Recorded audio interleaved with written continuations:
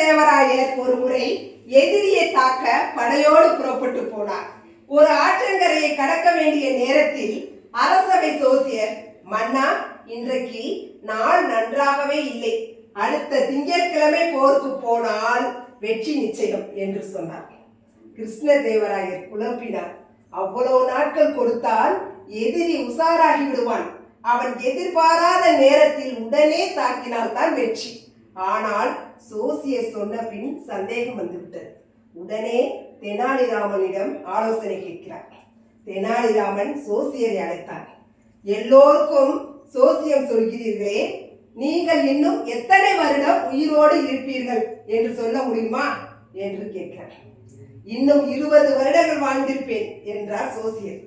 தெனாலிராமன் சடக்கென்று வாளை உருவி அவன் கழுத்தில் அருகி வைத்து, இந்த வினாடியே உங்கள் உயிரை என்னால் பொய்யாக்க முடியுமா முடியாதா என்று கேட்கிறார். சோசியரின் விழிகள் அச்சத்தில் பிதுங்கின. முடியும் முடியும் என்று அலறினார். அவ்வளவுதான் மன்னா சோசியம், உங்களுக்கு எதிரான எந்த சோசியத்தையும் உங்களால் பொய்யாக்க முடியும் என்று புன்னகைத்தான் தெனாலிராமன். கிருஷ்ணதேவராயர் ஆற்றை கடந்தார். எதிரியை வெற்றி கொண்டார். நீங்கள் தீர்மானதாக இருந்தால் உங்களை யாராலும் எதுவும் செய்ய முடியாது. வீண் சந்தேகங்களை விலக்கி உங்கள் மீது நம்பிக்கை வைத்து திறமைகளை வளர்த்து கொள்ளுங்கள். முழுமையான ஈடுபாட்டுடன் செயல்படுங்கள்.